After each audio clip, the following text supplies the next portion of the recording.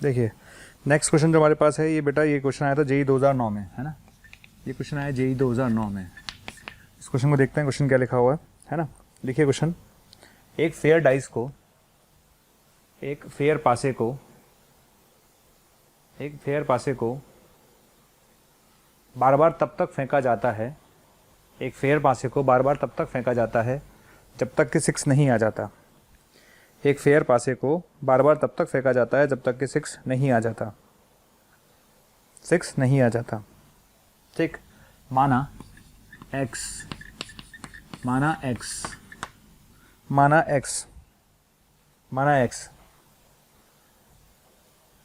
x tosses की संख्या है, टॉसेस की संख्या है, रिक्वायर्ड टॉसेस की संख्या है। ठीक है, माना x रिक्वायर्ड टॉसेस की संख्या है। ठीक है, पहला क्वेश्चन, फर्स्ट पार्ट इसका, जब x बराबर 3 तब प्रायिकता क्या होगी, पहला क्वेश्चन है।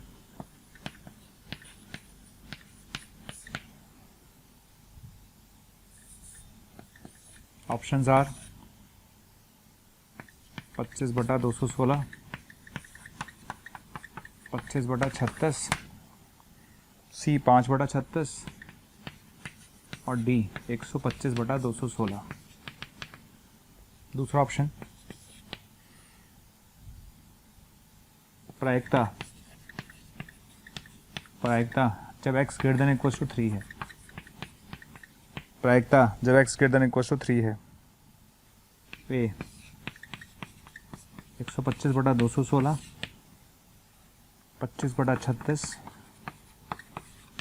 सी 5/36 और डी 25/216। ठीक है, तीसरा ऑप्शन पर आ जाइए, थर्ड ऑप्शन पर आ जाइए। कंडीशनल प्रोबेबिलिटी,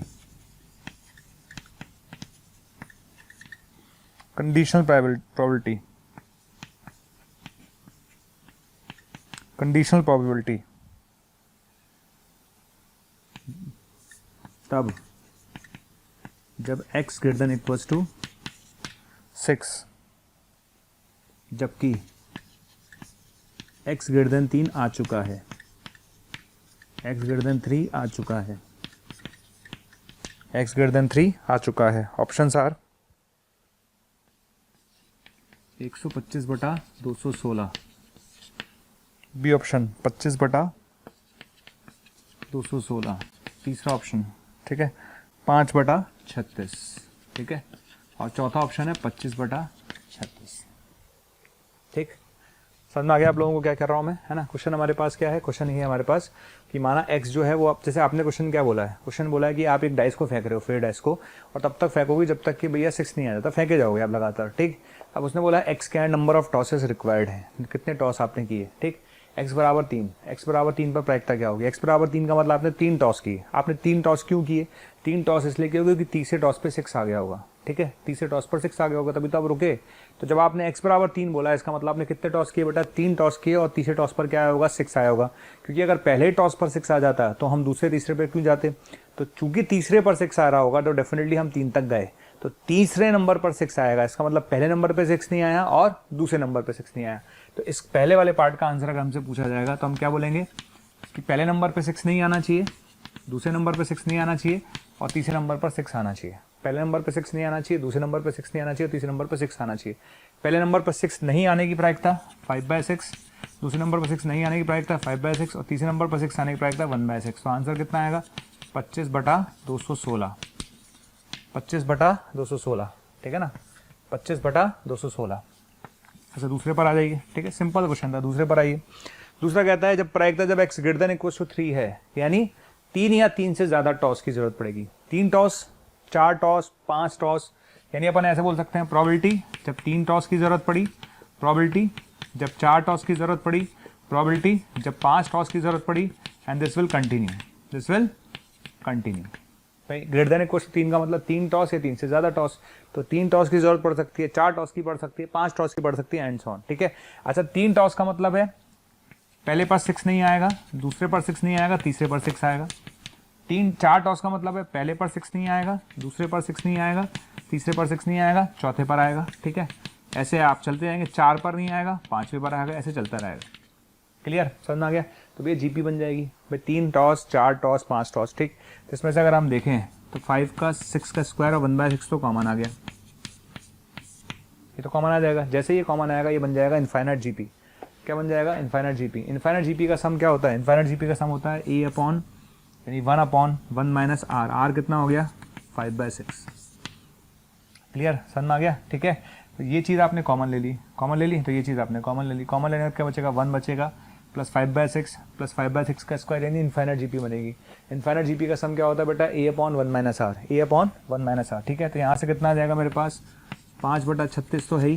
ठीक है, 1/6 आ गया, 5/36 हो गया, 1/6 आ गया और यहाँ से 6 आएगा। क्लियर, तो आंसर कितना आएगा बेटा? 5/36। आंसर कितना आएगा बेटा? 5/36। करेक्ट, तो इस आंसर देंगे 5/36 है ना, 25/36। आई थिंक गलत लिख दिया मैंने, 25 का स्क्वायर है बेटा, स्क्वायर है, स्क्वायर है, स्क्वायर है, स्क्वायर 25/36। करेक्ट, तो इसका आंसर आएगा बेटा 25/36। ठीक है, चलिए, तो एक आंसर आ गया, बी का आंसर आ गया। अब सी वाले पर चलिए, सी वाला क्या कहता है? ठीक है, सी वाले पार्ट को थोड़ा सा फील करने की जरूरत है। सी वाला कहता है कि जब x ग्रेटर देन 3 आ चुका है तो x ग्रेटर देन 6 आने की प्रायिकता क्या होगी? कहने का मतलब क्या है कि जब x ग्रेटर देन 3 आ चुका है तो x ग्रेटर देन 6 आने की प्रायिकता क्या होगी? इसका मतलब क्या है भाई? इसका मतलब है इन दोनों का इंटरसेक्शन, ठीक, और डिवाइड बाय कितना आएगा? p, x ग्रेटर देन 3 आएगा। क्या मेरी बात समझ में आ रही है? ठीक है, मैं मैक्सिमम क्वेश्चन आईआईटी के इसलिए करा रहा हूँ लास्ट में, ताकि आपको लगे कि आईआईटी में बहुत ताबड़तोड़ क्वेश्चन नहीं आते हैं, ठीक ठाक आते हैं। कुछ क्वेश्चन बहुत अच्छे आते हैं, कुछ क्वेश्चन नॉर्मल रेंज के भी आते हैं। ये नहीं कि आप सोचो सारे क्वेश्चन आईआईटी में ताबड़तोड़ आते हैं, ऐसा कुछ नहीं है। आप क्वेश्चन के सॉल्यूशन देख ही रहे हो, बहुत आसान से हैं। अच्छा, अब ये आ गया। अच्छा, इन दोनों में कॉमन क्या होगा? 3 और 6 से बड़े में कॉमन क्या होगा? 6, ये 6 से बड़ा, ऑब्वियस सी बात है। और यहाँ पर आ रहा है x ग्रेटर देन 3, राइट। चलिए, हम दोनों पार्ट सॉल्व करते हैं। कैसे करेंगे? आपने मुझसे बोला x greater than equals to 6, ठीक है। आपने मुझसे बोला x greater than equals to 6, ठीक है। आपने मुझसे बोला x greater than equals to 6, इसका मतलब क्या है? P6 प्लस P7 है ना, ठीक है। P मतलब x बराबर 6 प्लस P x बराबर 7, ठीक है ना, एंड सो ऑन, ठीक है। इसका मतलब पता है क्या? छठे नंबर पर 6 आएगा। इसका क्या मतलब है? 7वें नंबर पर 6 आएगा। अगले वाले का क्या मतलब है? 8वें नंबर पर 6 आएगा, ठीक है। समझ आ रहा है? तो x बराबर 6 का मतलब है छठे नंबर पर 6 आएगा, यानी 5 नंबर तक तो 6 आएगा ही नहीं, और छठे नंबर पर 6 आएगा। 6 नंबर तक तो 6 आएगा ही नहीं, 7वें नंबर पर 6 आएगा, ठीक है ना। ऐसे चलता जाएगा। 5/6 का पावर 7 और 1/6, क्लियर। तो यहाँ से 5/6 की पावर 5 और 1/6 कॉमन आ गया। क्या बचेगा? 1/1 माइनस 5/6, क्लियर है। तो ये चीज़ कॉमन आ गई, आगे नहीं कॉमन, ही कॉमन आ गई तो ये आ जाएगा, क्लियर है। तो यहाँ से कितना आएगा? यहाँ से आएगा 5/6 की पावर 5 1/6, ठीक है। इसका एलसीएम ले लेंगे तो आ जाएगा 6। कितना आंसर आएगा? आएगा 5 की पावर 5 बटा 6 की पावर 5। ये अभी आंसर नहीं आया, ये आया इस वाले पार्ट की प्रोबेबिलिटी, ठीक है ना। ये इस वाले पार्ट की प्रायिकता आई है, किसकी निकाली? x greater than equal to 6 के। 6 नंबर पर आया, 7 नंबर पर आए। 6 नंबर पर आने का मतलब है बेटा शुरू के 5 में नहीं आएगा 6, छठे नंबर पर आएगा। छठे नंबर 6 तक नहीं आएगा, 7वें पर आएगा, 7 तक नहीं आएगा, 8वें पर आएगा, ठीक है। ये पार्ट कॉमन आ गया। ये पार्ट कॉमन आते ही मेरे को ये बचेगा, क्लियर। आपने इनफाइनाइट जीपी पढ़ी है सबने, इनफाइनाइट जीपी का फॉर्मूला लगाइए। इनफाइनाइट जीपी का फॉर्मूला लगाते ही यू विल गेट दिस, ये आ गया, ठीक। तो ऊपर वाला पार्ट तो आ गया बेटा तेरा, ठीक है ना। ऊपर वाला पार्ट आ गया 5/6 की पावर 5। अब मैं चलता हूँ नीचे वाले पार्ट पर, ठीक। हमारा जो नीचे वाला पार्ट है इसमें क्या लिखा है? x greater then 3। क्या लिखा हुआ है? x greater then 3, clear. तो इस वाले पार्ट की अगर मैं बात करूँ तो क्या लिखा हुआ है? x greater then 3। आइए इसकी बात करते हैं। x ग्रेटर देन 3 का मतलब है बेटा x 4 हो जाए, ठीक है, 5 हो जाए, ऐसे हो जाए, ठीक है ना। 4 आ जाए, 5 आ जाए, मतलब 4 चौथे नंबर पर आए, 5वें नंबर पर आए, छठे नंबर पर आए। चौथे नंबर पर आए इसका मतलब शुरू के 3 में नहीं आना चाहिए, चौथे पर आना चाहिए। 5वें नंबर पर आने का मतलब है शुरू के 4 में नहीं आना चाहिए, 5वें पर आना चाहिए, ठीक है। छठे नंबर का मतलब शुरू के 5 में नहीं आना चाहिए, छठे पर आना चाहिए। समझ में आ गया? क्लियर है? ये फंडा हमारे समझ में आना चाहिए। यहाँ तक आने के बाद क्या करेंगे? यहाँ तक आने के बाद 5/6 की पावर 3 और 1/6, तो यहाँ कितना आएगा? 1/1 माइनस 5/6। सेम फंडा भी मैं कॉमन लूंगा, कॉमन लेते ही अपॉन 1 - r लगाऊंगा, लगा दिया मैंने, फॉर्मूला आ जाएगा। तो यहाँ से मेरे पास आएगा 5/6 का क्यूब। क्लियर? ठीक है, आप फील करो क्वेश्चन को, थोड़ा फील करो। x ग्रेटर देन 3 बोला, इक्वल टू 3 नहीं बोला, x ग्रेटर देन 3 तो 4 से चालू होगा, यानी चौथे नंबर पे 6 आए, पांचवें नंबर पे 6 आए, छठे नंबर पे 6 आए, ये आएगा। क्लियर? तो हमें बेसिकली ये पूछना था, क्वेश्चन तो ये था हमारा, ठीक है ना, क्वेश्चन तो हमारा ये था बेटा, क्वेश्चन तो हमारा ये था। ठीक है, अब इस क्वेश्चन के अंदर क्या किया मैंने, ऊपर वाला पोर्शन निकाल लिया, मैं नीचे वाला पोर्शन लिख देता हूँ। नीचे वाला पोर्शन क्या आएगा, 5/6 का क्यूब आएगा। तो आंसर कितना आएगा, 5/6 का स्क्वायर आएगा। ठीक है, आंसर कितना आएगा, 25/36। तो आंसर कौन सा देंगे बेटा, बी। क्लियर? तो पहले क्वेश्चन का आंसर था 25/216, दूसरे क्वेश्चन का आंसर था 25/36 और तीसरे क्वेश्चन का आंसर भी 25/36। चलिए अब हम चलते हैं नेक्स्ट क्वेश्चन की तरफ। हम चलते हैं जेईई 2011 क्वेश्चन पर। क्वेश्चन क्या लिख लेते हैं, लिखिए क्वेश्चन में है एक तो अर्न U1, इसका नाम है अर्न U1, अर्न मतलब मटका U1, ठीक है, और ये अर्न U2 है, ठीक है ना, राइट, ये अर्न U1 है और अर्न U2 है। ठीक है, इसके अंदर 3 वाइट है बेटा, 2 रेड हैं। ठीक, इसके अंदर हमारे पास एक वाइट बॉल है, यहाँ तक तो दिक्कत ही नहीं है, जेईई 2011 क्वेश्चन है। तो अपने पास क्या है, 2 अर्न है बेटा, एक तो अर्न 1 है, अर्न 2 है, अर्न 1 के अंदर 3 वाइट और 2 रेड है, इसके अंदर एक वाइट है। आगे लिखिए, एक फेयर सिक्के को उछाला जाता है, फेयर का मतलब होता है एक तरफ हेड एक तरफ टेल। ठीक है, हाँ भाई, एक फेयर सिक्के को उछाला जाता है, एक फेयर सिक्के को उछाला जाता है, एक फेयर सिक्के को उछाला जाता है। यदि हेड आता है, यदि हेड आता है, यदि हेड आता है तब एक गेंद को, यदि हेड आता है तब एक गेंद को, यदि हेड आता है तब एक गेंद को, यदि हेड आता है तब एक गेंद को अर्न U1 से निकाला जाता है। यदि हेड आता है तब एक गेंद को, यदि हेड आता है तब एक गेंद को अर्न U1 से निकाला जाता है। यदि हेड आता है तब एक गेंद को अर्न U1 से निकाला जाता है तथा उसे U2 में रखा जाता है, तथा उसे U2 में रखा जाता है, तथा उसे U2 में रखा जाता है, तथा उसे U2 में रखा जाता है। यदि टेल आता है, यदि टेल आता है, यदि टेल आता है तब U1 में से 2 गेंदों को, तब U1 में से 2 गेंदों को, तब U1 में से 2 गेंदों को यादृच्छिक रूप से निकाल कर, तब U1 में से 2 गेंदों को यादृच्छिक रूप से निकाल कर, तब U1 में से 2 गेंदों को यादृच्छिक रूप से निकाल कर, तब U1 में से 2 गेंदों को यादृच्छिक रूप से निकाल कर U2 में रखा जाता है, U2 में रखा जाता है, U2 में रखा जाता है। ठीक है, U1 से 2 गेंदों को यादृच्छिक रूप से निकाल कर U2 में रखा जाता है। अब U2 से एक बॉल को यादृच्छिक रूप से निकाला जाता है, अब U2 से एक बॉल को यादृच्छिक रूप से निकाला जाता है। ठीक है, अब U2 से एक बॉल को यादृच्छिक रूप से निकाला जाता है, अब U2 से एक बॉल को यादृच्छिक रूप से निकाला जाता है। ठीक है, पहला क्वेश्चन, U2 से निकाली गई गेंद के, U2 से निकाली गई गेंद के वाइट होने की प्रायिकता,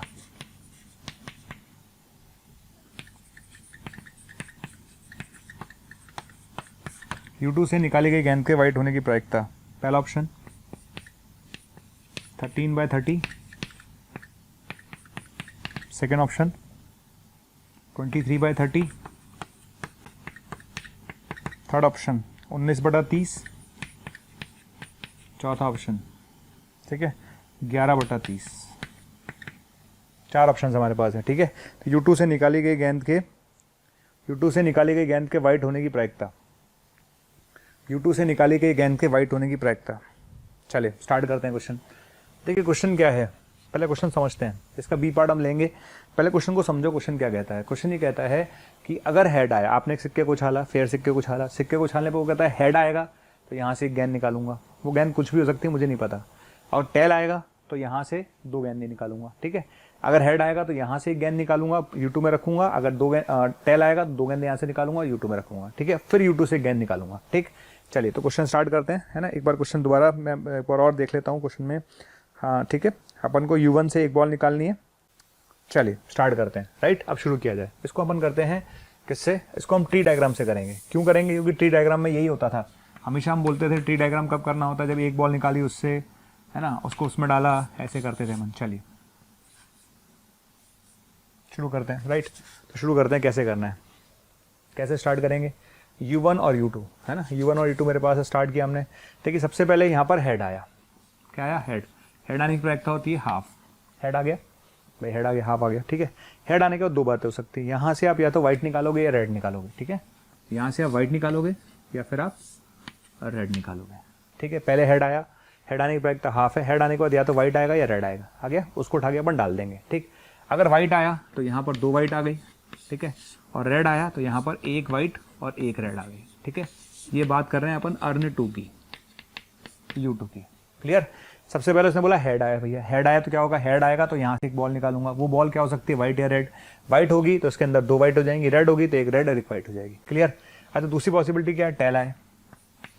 दूसरी पॉसिबिलिटी क्या है, टेल आए, ठीक है। टेल आएगा तो क्या होगा, टेल आएगा तो वापस दो पॉसिबिलिटीज होंगी, वाइट और रेड, ठीक है। लेकिन उसमें एक बात बोली है उसने, उसने दो बॉल निकालेगा वो।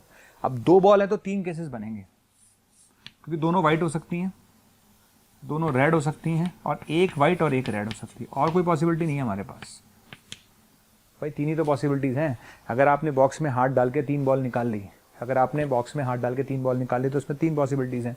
दो वाइट हो, दो बॉल निकाली, दोनों वाइट हो या दोनों रेड हो, एक वाइट या एक रेड हो, यही पॉसिबिलिटीज़ हैं। अच्छा अगर दो वाइट निकाली तो सामने वाले बॉक्स में कितनी हो गई बेटा, तीन वाइट, ठीक है। अगर आपने दो रेड निकाली तो सामने वाले बॉक्स में हो गई दो रेड और एक वाइट, ठीक है। अगर आपने एक वाइट और एक रेड निकाली तो सामने वाले बॉक्स में हो गई एक रेड और टू वाइट। यहाँ तक की स्टेप्स अगर आपको समझ गए होंगे तो फिर मैं आगे बढ़ूंगा। क्वेश्चन को पहले फील करो, क्वेश्चन क्या कहता है। क्वेश्चन कहता है कि भैया आप एक सिक्के को उछालोगे, उछालने पर या तो हेड आएगा या टेल आएगा। हेड आया उसकी प्रोबेबिलिटी हाफ है। हेड आने पर आप एक गेंद निकालोगे, वो वाइट हो या रेड हो सकती है। टेल आने पर आप दो गेंद निकालोगे, दोनों वाइट दोनों रेड, एक वाइट एक रेड, ये आ सकता है। चलो यहाँ तक आ गया। अब आगे बढ़ते हैं। वो कहता है कि U2 से निकाली गई गेंद के वाइट होने की प्रायिकता, U2 से निकाली गई गेंद के वाइट होने की प्रायिकता। अब U2 से गेंद निकालूंगा, ठीक है।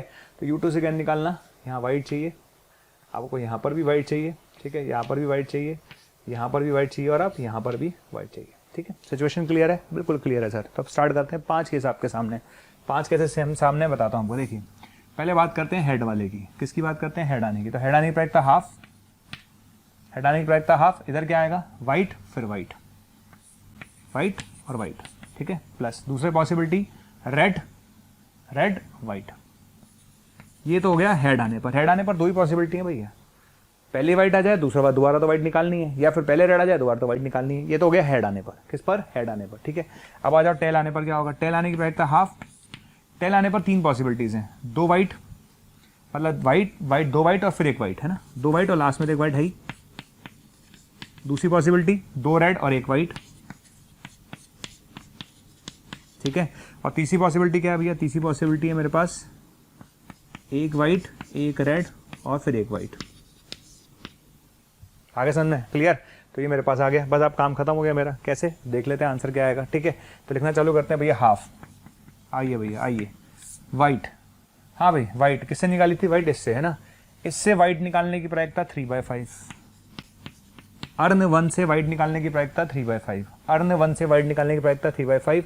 जब यहाँ पर दोनों वाइट हो जाएंगी, जब यहाँ पर दोनों वाइट होंगी तो मैं कोई भी गेंद निकालूँ वाइट ही आएगी भाई। जब दोनों वाइट हो गई भैया, यहाँ जब दोबारा जब दो वाइट हो चुकी है तो दोनों वाइट में से मैं कोई भी गेंद निकालूँ तो वाइट ही आएगी ना। तो वहाँ पे तो 100% श्योर इवेंट है कि वाइट ही आने वाली है। तो उसकी प्रायिकता कितनी होगी, 1, ठीक है। तो वाइट आने की प्रायिकता 3/5। उसके बाद दोबारा वाइट आने की प्रायिकता 100% इवेंट है 1। चलिए next point red white. Red white का मतलब पहले रेड आ जाए फिर वाइट आ जाए, पहले रेड आ जाए फिर वाइट आ जाए। चलो भाई, पहली बार रेड आने की प्रायिकता 2/5। पहली बार रेड आने की प्रायिकता 2/5, ठीक है। पहली बार रेड आने की प्रायिकता 2/5 आ गया। अच्छा जब पहली बार रेड आएगा तो रेड आने की प्रायिकता 2/5 है। तो अब बॉक्स में क्या है, एक वाइट और एक रेड है। बॉक्स में क्या है, एक वाइट और एक रेड है। अब वाइट आने की प्रायिकता क्या होगी, हाफ। डियर स्टूडेंट, हजारों स्टूडेंट्स डेली हमारा वीडियो देख रहे हैं, उसे पसंद कर रहे हैं, लाइक कर रहे हैं। अगर आप भी चाहते हैं कि आपको और वीडियो देखने को मिले तो आपको सिर्फ इतना करना है, डिस्क्रिप्शन में जो लिंक दे रखा है उस लिंक पर क्लिक करना है और आप वहां पर जाकर अपना एनरोलमेंट सुनिश्चित कर सकते हैं। अगर आप चाहते हैं कि अगर आपके डाउट्स भी सॉल्व हो, आपको कोर्स भी अवेलेबल हो, स्टडी मटेरियल भी अवेलेबल हो, तो आपको सिंपली आपको करना क्या है, आपको हमारा प्रीमियम कोर्स लेना है। जैसे ही आप हमारा प्रीमियम कोर्स लेंगे उसके अंदर आपको डाउट सॉल्विंग मिलेगा, आपको स्टडी मटेरियल मिलेगा, आपको टीचर्स के वीडियो लेक्चर्स मिलेंगे, यानी आपको हर चीज़ अवेलेबल होगी जो कॉम्पिटिटिव एग्जाम की तैयारी के लिए इंपॉर्टेंट है। तो आप लोगों से मेरी रिक्वेस्ट है कि आप इसे ज़रूर लें। थोड़ा सा फील करो, बहुत इंटरेस्टिंग टॉपिक है और बहुत मज़ा भी आता है, सही बता रहा हूँ आपको करने में। ढंग से करोगे क्वेश्चन बहुत मज़ेदार है। क्या करना है, कुछ नहीं करना भैया, पहली बार वाइट फिर दोबारा वाइट, वाइट आने की प्रायिकता 3/5, दोबारा वाइट आने की प्रायिकता 100% इवेंट है 1। पहली बार रेड आने की प्रायिकता 2/5, अब दोबारा वाइट आने की प्रायिकता 1/2। काम खत्म, इधर आ जाइए, हाफ हाफ, इधर आ जाइए भैया, इधर चलते हैं। 2 वाइट 1 वाइट, हाँ भाई शुरू में 2 वाइट आ जाए। यहाँ से कितनी वाइट निकल आए, शुरू में 2 वाइट निकल आए, 2 वाइट निकल आ जाए। 2 वाइट निकलने की प्रॉबिलिटी कितनी है कि भाई, ठीक है 2 वाइट है, 3 में से 2 वाइट आ जाए, 3 में से 2 वाइट आ जाए और टोटल 5 में से 2 वाइट आ जाए इनटू, अब देखो यहाँ 2 वाइट निकाल ली। 2 वाइट निकालने का इस बॉक्स में कितनी आ गई, तीनों वाइट है। अब तीनों वाइट है तो एक भी वाइट निकालने की प्रायिकता क्या होगी, 100% इवेंट है, 1 आएगी। प्लस 2 रेड आ जाए, 2 रेड आ जाए तो 2 में से 2 रेड आ जाए तो 2C2 divide by 5C2, 2C2 divide by 5C2, ठीक है ना, 2C2 divide by 5C2, 2C2 divide by 5C2 और फिर एक वाइट आ जाए। एक वाइट कैसे आएगा देखना भैया, देखो 2 रेड आ गए, एक वाइट आ गई ना, अब उसमें से वाइट निकालने की प्रायिकता 1/3 प्लस एक वाइट एक रेड, एक वाइट एक रेड, एक वाइट एक रेड। हाँ भाई यहाँ से एक वाइट चाहिए और एक रेड चाहिए, 3C1 into 2C1, 3C1 into 2C1 divide by 5C2 और फिर वाइट आ जाए तो वाइट आने की प्रायिकता 2/3। ये लीजिए सर, ये आपका आंसर है। कैलकुलेशन पार्ट हमेशा से आपका ही रहा है, वो आपका ही रहेगा। कैलकुलेशन पार्ट आप लोग कर लेंगे। मैं आपको आंसर बता देता हूँ कितना आंसर आएगा इस क्वेश्चन का। जो मेरे पास लिखा हुआ है वो लिखा हुआ है 23/30। कितना लिखा हुआ है, 23/30 को सॉल्व कर लेना, ये आ जाएगा। ठीक है, क्वेश्चन को फील करो, कैसे फील करेंगे। हेड आया वाइट वाइट, पहली बार वाइट आने की प्रायिकता 3/5 और दूसरी बार वाइट आने की प्रायिकता 1, क्योंकि इस बॉक्स में दोनों ही वाइट है।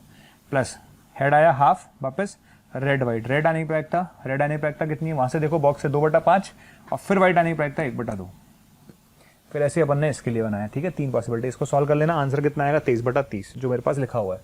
तो इस क्वेश्चन का आंसर आ गया ये। चलिए अब हम चलते हैं क्वेश्चन नंबर 2 पर, इसके बी पार्ट पर चलते हैं। बी पार्ट क्या कहता है, आइए बी पार्ट की बात करते हैं। बी पार्ट है कि नहीं है देख लेते हैं भाई। हाँ चलिए, बी पार्ट है। इसका बी पार्ट क्या कहता है, इसका बी पार्ट कहता है यदि U2 से निकली बॉल, यदि U2 से निकली बॉल वाइट आ चुकी है तब इस बात की प्रायिकता क्या होगी। यदि U2 से निकली बॉल वाइट आ चुकी है, यदि U2 से निकली बॉल वाइट आ चुकी है तब इस बात की प्रायिकता क्या होगी, तब इस बात की प्रायिकता क्या होगी कि सिक्के पर हेड आया था। तब इस बात की प्रायिकता क्या होगी कि सिक्के पर हेड आया था। ठीक है, तब इस बात की प्रायिकता क्या होगी कि सिक्के पर हेड आया था। तब इस बात की प्रायिकता क्या होगी कि सिक्के पर हेड आया था। समझ में आ गया। तब इस बात की प्रायिकता क्या होगी कि सिक्के पर हेड आया था। समझ में आ गया। क्वेश्चन क्लियर है। क्वेश्चन क्या है, ठीक, क्वेश्चन ये है कि यदि वाइट आ चुका है, यदि वाइट आ चुका है, ठीक है ना, U2 से वाइट आ चुका है तो इस बात की प्रायिकता क्या होगी कि सिक्के पर हेड आया था। तो अब ये क्वेश्चन क्या है, देखो नीचे वाला पोर्शन तो आपका सेम ही रहेगा। नीचे वाला पोर्शन का आंसर तो आएगा 23/30 जो हमने निकाला था थोड़ी देर पहले। ठीक है, तो नीचे वाला पोर्शन तो आपको पता नहीं चाहिए। नीचे आ रहा है वाइट आने की प्रायिकता,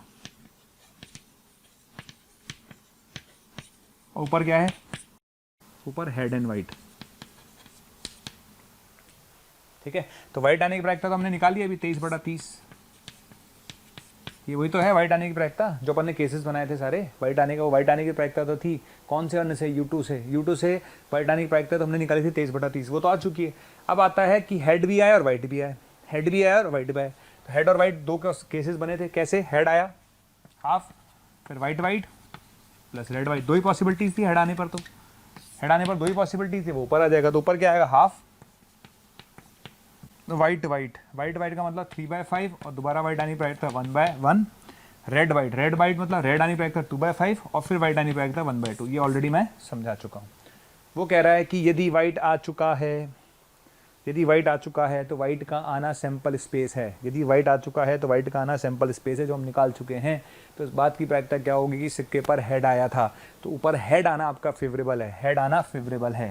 तो ये वाला केस हेड आने वाला है। कौन सा वाला? White white red white.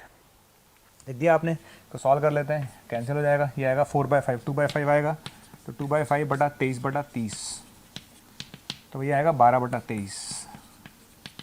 कितना आंसर आएगा? 12/23। क्लियर? तो इस क्वेश्चन का आंसर क्या देंगे हम? डी। इस क्वेश्चन का आंसर क्या देंगे हम? डी। क्लियर है? तो इस क्वेश्चन का आंसर होगा बेटा डी। ठीक है, चलिए हम चलते हैं नेक्स्ट क्वेश्चन की तरफ।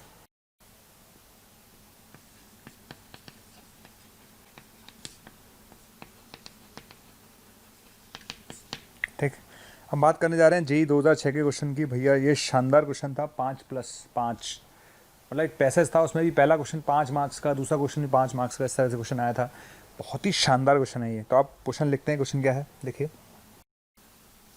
हमारे पास n अर्न्स हैं, मटके हैं। हमारे पास n मटके हैं, हमारे पास n मटके हैं, हमारे पास n मटके हैं, तथा प्रत्येक मटके में n+1 गेंदे हैं। हमारे पास n मटके हैं तथा प्रत्येक मटके में n+1 गेंदे हैं। हमारे पास n मटके हैं तथा प्रत्येक मटके में n+1 गेंदे हैं। इस प्रकार से हैं, गेंदे इस प्रकार से हैं, गेंदे इस प्रकार से हैं कि आई व अर्न, आई व अर्न, आई व अर्न में आई सफ़ेद गेंदे, आई सफ़ेद गेंदे, आई सफ़ेद गेंदे और n+1 माइनस आई, n+1 माइनस आई लाल गेंदे हैं। ठीक है, गेंदे हैं, करेक्ट है। मैं क्वेश्चन दोबारा बोलता हूँ। हमारे पास n अर्न्स हैं, n मटके हैं, प्रत्येक में n+1 गेंदे हैं, प्रत्येक में n+1 गेंदे हैं, प्रत्येक में n+1 गेंदे हैं। इस प्रकार से हैं कि, इस प्रकार से हैं कि आई वे अर्न में आई सफ़ेद गेंदे और n+1 माइनस आई लाल गेंदे हैं। आई व अर्न में आई सफ़ेद गेंदे व n+1 माइनस आई में लाल गेंदे हैं। माना यू आई, माना you I, I way earn को सेलेक्ट करने की प्रायिकता है।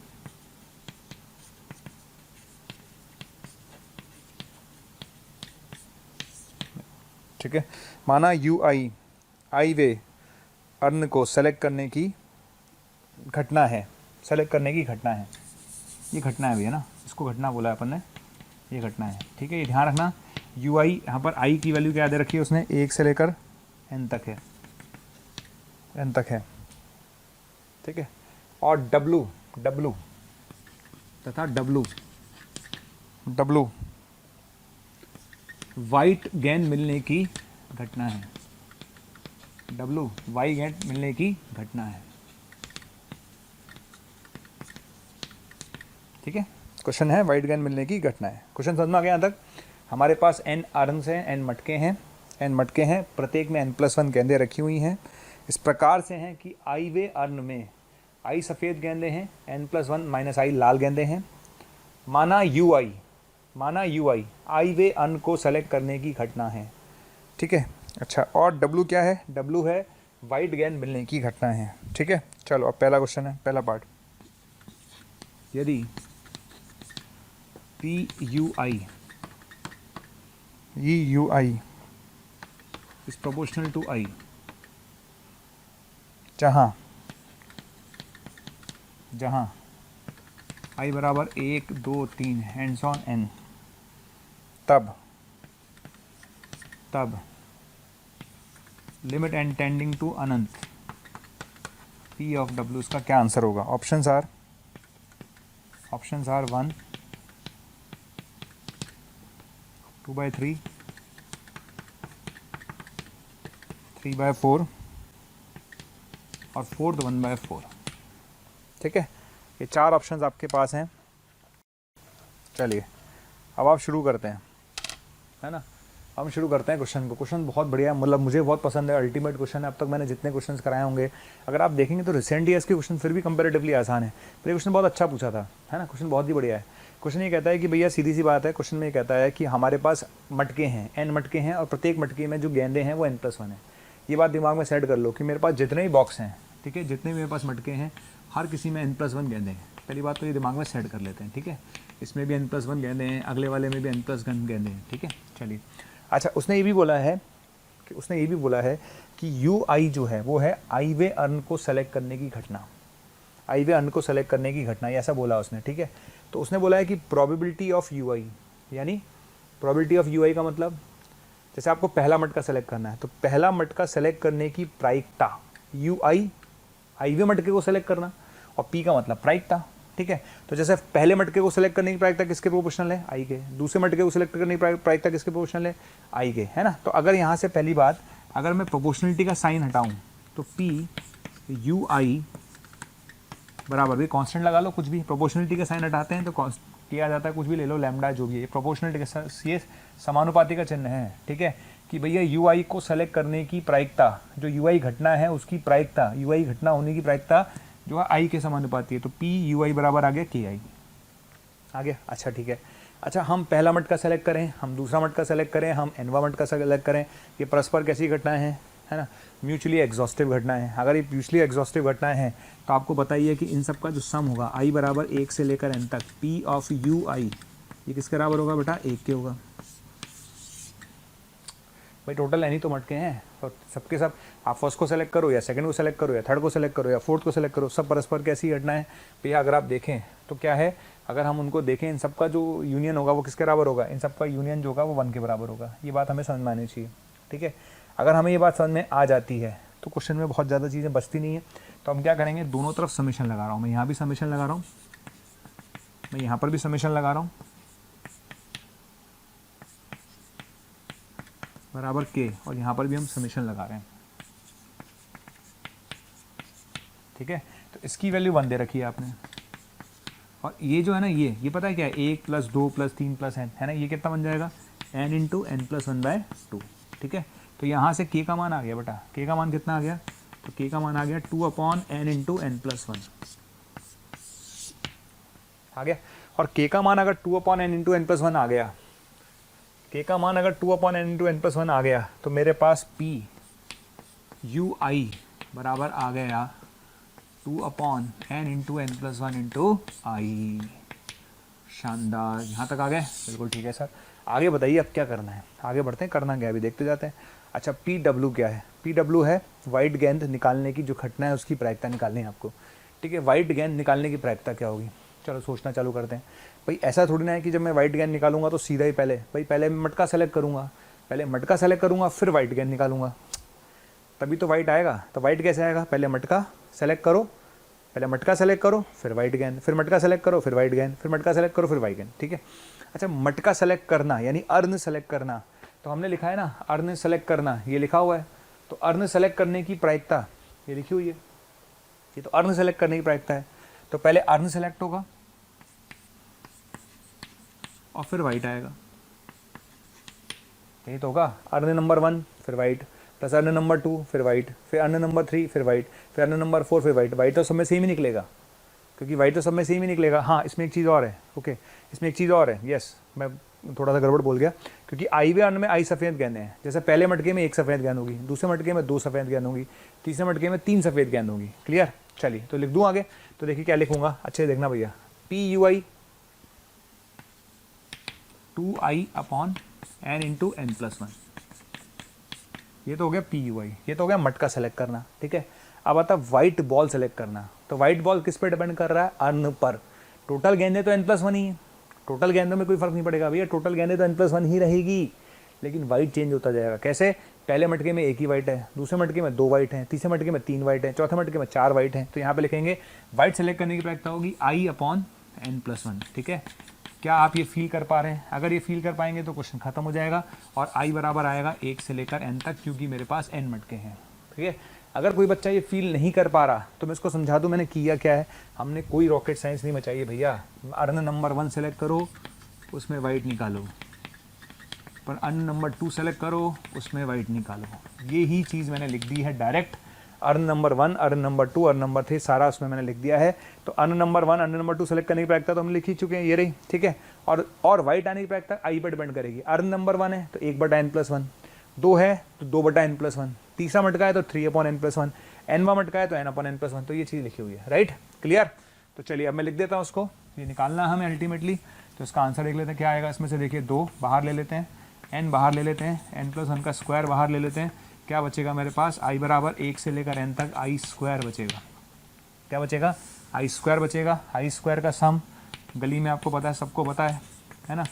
इसका सम कितना होता है भाई, n into n+1 2n+1/6, clear. खच्चू खच्चू खच्चू खच्चू, ठीक है। अच्छा ये आ जाएगा, कितना आ गया भैया, ये आ गया 2n+1 डिवाइड बाई 3 और n+1, ये आ गया पक्का, ये आ गया। अच्छा अब क्या बोला उसने, ठीक है ना, ये बोल रहा है आपसे, तो p वाइट मतलब यहाँ पर ये वाइट आने की प्रायिकता है, समझ में आ गया, ये वाइट आने की प्रायिकता है। वाइट कैसे आएगा, वाइट आएगा पहले अनसेलेक्ट होगा फिर वाइट आएगा, प्लस फिर अनसेलेक्ट होगा फिर वाइट आएगा, फिर अनसेलेक्ट होगा फिर वाइट आएगा, तो ये चीज़ अपने पास वाइट आने की प्रायिकता आ गई। तो वाइट आने की प्रायिकता कितनी आ गई बेटा, ठीक, तो वाइट आने की प्रायिकता ये आ गई। चलिए आ गई। अब आपसे पूछा क्या, limit n tending to infinity पर, limit n tending to infinity पर क्या पूछा उसने, limit n tending to infinity पर। तो चलिए आगे बढ़ते हैं, हम बात करने वाले हैं limit n tending to infinity पर p वाइट, ठीक है। तो limit n tending to infinity पर चलते हैं भाई, करें स्टार्ट। तो क्या आएगा, 2n+1 आ गया, ठीक, और 3n+3 आ गया, ठीक है। तो आंसर कितना आ गया, n कॉमन लेके उड़ा दीजिएगा, 2/3 आंसर है। कितना आंसर है, 2/3। तो इस क्वेश्चन का आंसर क्या टिक करेंगे बेटा, 2/3, क्लियर। इस क्वेश्चन का आंसर क्या टिक करेंगे, 2/3, क्लियर है। तो ये आंसर आएगा इस पर्टिकुलर क्वेश्चन का। अब इसके हम बी पार्ट पर चलते हैं, किस पे चलते हैं, इसके बी पार्ट पर चलते हैं। चलिए तो हम चलते हैं इसके बी पार्ट पर। तो बी पार्ट आप ट्राई करेंगे, आप लोग सब, हर बच्चा ट्राई करेगा, ट्राई करना ही है, क्योंकि सारे क्वेश्चन अगर मैं ही कराता रहूँगा तो फिर आप लोग क्या करोगे भाई। बी पार्ट क्या कहता है, लिखिए इसका बी पार्ट, यदि प्रोबेबिलिटी ऑफ UI बराबर C, मतलब क्या है, मटके को सेलेक्ट करने की जो प्रायिकता है वो C है, ठीक है ना। पिछली बार जो मटके को सेलेक्ट करने की प्रायिकता थी वो अलग थी, पिछली वाला जो क्वेश्चन था उसमें तो ये चीज़ लिखी हुई थी। यहाँ पर क्या है, मटके को सेलेक्ट करने की प्रायिकता क्या है, C है, ठीक है। C कांस्टेंट है भाई, C अचार है, अचार बोलो एक ही बात है, ठीक है। तब उसने बोला है तब PUN/W क्या होगा। क्वेश्चन ये है, ऑप्शन आर, इसकी ऑप्शन है 2/n+1, ठीक है। बी ऑप्शन है इसका 1/n+1, सी ऑप्शन है n/n+1, ठीक है, और डी ऑप्शन है हाफ। आप लोग हमारे वीडियोस लगातार देख रहे हैं और बच्चों की डिमांड आ रही है कि सर इस टॉपिक की वीडियो डालिए, तो बच्चे लगातार बोल रहे हैं कि सर इस टॉपिक की वीडियो डालिए, इस टॉपिक की वीडियो डालिए। तो मैं आपको ये कहना चाहता हूं कि आप हमारे YouTube चैनल पर जाइए और उसे सब्सक्राइब कीजिए। जैसे ही आप हमारे YouTube चैनल पर जाएंगे और उसे सब्सक्राइब करेंगे तो आप जिस टॉपिक की डिमांड हमसे लगातार कर रहे हैं वो सारे के सारे टॉपिक्स वहां पर अवेलेबल हैं। तो आपको सिर्फ इतना करना है कि मोशन के YouTube चैनल पर जाना है, उसे सब्सक्राइब करना है, और जैसे ही आप सब्सक्राइब करेंगे वहां पर आपकी डिमांड का हर टॉपिक अवेलेबल है और उसको जाकर आप वहां पर देख सकते हैं। क्लियर। तो ये हमारा क्वेश्चन है। चलिए अब स्टार्ट करना है, आपको ही करना है, एक बार ट्राई कर लीजिए। 1 मिनट का टाइम आपको दिया जा रहा है, ओके। 1 मिनट का टाइम अलग। पिछले बार ध्यान रखना, पिछले वाला जो PUI था उसको से लिंक मत करना, पिछले वाला जो PUI था उसको लिंक मत करना। ये डिफरेंट क्वेश्चन है। अब डाटा तो वही रहेगा, मटके वही हैं, एन मटके ही हैं, मटकों में कोई चेंज नहीं आया, मटके तो एन ही है, और वाइट निकालने की प्रायिकता वो सब तो सेम ही है। लेकिन यहाँ पर जो P ऑफ UI, मटके सेलेक्ट करने की प्रायिकता C कर दी है इस बार, बस ये आपने चेंज किया है। तो मटके सेलेक्ट करने की प्रायिकता क्या कर दी है, C कर दी है। अब आप इस क्वेश्चन को ट्राई करिए, करो सब लोग ट्राई, है ना। मैं साइड में इंतजार कर रहा हूँ आप लोगों का, आप ट्राई करते रहिए, है ना। मुझे आंसर चाहिए आप लोगों से, तो ट्राई करिए भाई सारे लोग। इसका मतलब तो समझ गए ना, कंडीशनल प्रोबेबिलिटी का क्वेश्चन है भाई ये बात तो समझ में आई गई होगी ना आपको। क्या लिखा हुआ है, UN/W, इसका मतलब क्या है, PUN intersection W upon P of W, ठीक है। अब आप आगे सोचिए, सोचने का काम आपका है, इसके आगे मेरा काम नहीं है, इसके आगे आपका काम है, ठीक, करिए। UN का मतलब समझ में आ गया ना, एनवा मटका चाहिए और वाइट चाहिए, इसका मतलब समझ रहे हो ना, इसका मतलब है मटका एनवा होना चाहिए और गेंद वाइट होनी चाहिए, ये समझ रहे हो, ये मतलब है मटका एनवा चाहिए और गेंद वाइट चाहिए। और पी वाइट, ये आपको पता ही है पी वाइट कैसे आएगा, तो स्टार्ट करते हैं। ठीक है, मटका एनवा चाहिए, मटका एनवा चाहिए, तो हमें चाहे पहला मटका सेलेक्ट करना हो, चाहे दूसरा सेलेक्ट करना हो, चाहे तीसरा सेलेक्ट करना हो, सबकी प्रायिकता सी है। ठीक है, तो मटका सेलेक्ट करने की प्रायिकता सी और उसमें वाइट आने की प्रायिकता, ध्यान रखना, पहले मटके में वाइट आने की प्रायिकता थी 1/n+1, दूसरे मटके में वाइट आने की प्रायिकता थी 2/n+1, तीसरे मटके में वाइट आने की प्रायिकता थी 3/n+1। तो एनवे मटके में वाइट आने की प्रायिकता क्या होगी, n/n+1। नीचे आ जाइए, नीचे आना चाहिए, नीचे है वाइट आने की प्रायिकता। अब वाइट कैसे आएगा, वाइट आपको पता है, पहला मटका सेलेक्ट करूँ, वाइट कैसे आएगा, पहला मटका सेलेक्ट किया उसमें वाइट आने की प्रायिकता, प्लस दूसरा मटका सेलेक्ट किया उसमें वाइट आने की प्रायिकता, ऐसे एनवा मटका सेलेक्ट किया उसमें वाइट आने की प्रायिकता, बस यही होता है वाइट आने की प्रायिकता। ठीक है, खत्म क्वेश्चन। क्या करेंगे, सी सब में से उड़ा दो, सी उड़ गया। ठीक है, ऊपर क्या बचेगा, n/n+1, नीचे क्या बचेगा भाई, नीचे देखो यहाँ तो n+1 बचेगा ही बचेगा, ऊपर क्या बचेगा 1 + 2 + 3 and so on n, 1 + 2 + 3 and so on n, कितना आएगा n × n+1/2। समझ आ गया, बस आप क्या करोगे, इसको उड़ा दो, तुम चले गए। ठीक है, तुम भी चले गए, कितना आंसर आएगा, आंसर आएगा 2/n+1, आंसर कितना आएगा 2/n+1, ये आपका ए आंसर है। ठीक है, आंसर आएगा 2/n+1, राइट। चलिए अब हम चलते हैं इसके और आगे बढ़ते हैं, हम नेक्स्ट कुछ और क्वेश्चंस लेंगे आईआईटी के, उसके पहले हम कुछ और चीज़ें देख लेते हैं। ठीक है, यहाँ तक हमने देखे थे सारे क्वेश्चंस मैंने कराए बेस थ्योरम के बाद।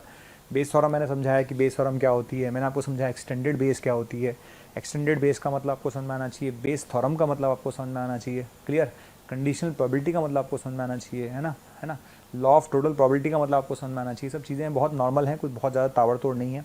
अच्छा, अब हम थोड़ा सा और थ्योरी पार्ट को आगे लेंगे, यानी हम कुछ और चीज़ें देखने वाले हैं, तो हम चलते हैं इसके आगे। चलिए अब बढ़ते हैं, हम बात करते हैं बेटा कोइंसिडेंस टेस्टिमनी का मतलब क्या है। कोइंसिडेंस टेस्टिमनी का मतलब है सिंपल सी बात कि जैसे आपने कोई बात बोली, मैंने कोई बात बोली, दोनों की दोनों बातें कोइंसाइड कर गई। ठीक है, रिपीट, कोई भी बात मैंने बोली, आपने बोली, किसी और ने बोली, वो कोइंसाइड कर गई। जैसे मैंने बोला कि ये बहुत अच्छा है, सामने वाले ने बोला कि उसकी बात भी कोइंसाइड कर गई, उसने अलग बात है कि उसने कहीं और बोली, मैंने कहीं और बोली, तो कोइंसाइड कर गई। तो कोइंसाइड टेस्टिमनी और कुछ भी नहीं है इसके अलावा। ठीक है, मैं एक छोटा सा एग्जाम्पल देके समझाता हूँ। देखिए क्वेश्चन लिखिए, क्वेश्चन है ए 4 में से 3 बार सच बोलता है, ए 4 में से 3 बार सच बोलता है, ए 4 में से 3 बार सच बोलता है, तथा बी 6 में से 5 बार सच बोलता है। ए 4 में से 3 बार सच बोलता है तथा बी 6 में से 5 बार सच बोलता है।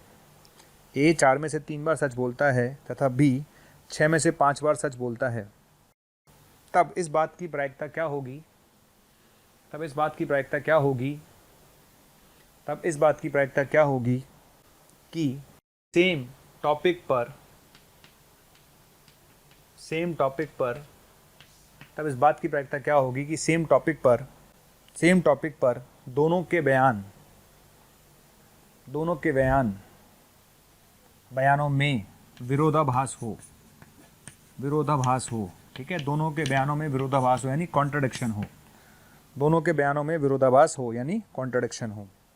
ठीक है, क्वेश्चन किसी का रह गया हो तो सुन लो दोबारा। ए 4 में से 3 बार सच बोलता है, ए 4 में से 3 बार सच बोलता है, बी 6 में से 5 बार सच बोलता है। ए 4 में से 3 बार सच बोलता है तथा बी 6 में से 5 बार सच बोलता है, तब इस बात की प्रायिकता क्या होगी, तब इस बात की प्रायिकता क्या होगी कि सेम टॉपिक पर दोनों के बयान विरोधाभासी हो, दोनों के बयान विरोधाभासी हो। ठीक है ना, दोनों के बयान विरोधाभासी हो यानी कॉन्ट्राडिक्ट करें। ठीक है, अच्छा अब आप एक बात बताओ भाई, कॉन्ट्राडिक्ट कैसे करेगा। पहले तो बात करते हैं कि भाई ए सच कब बोलता है ना, तो ए के सच बोलने की जो प्रायिकता है वो 3/4 है और बी के सच बोलने की जो प्रायिकता है वो 5/6 है।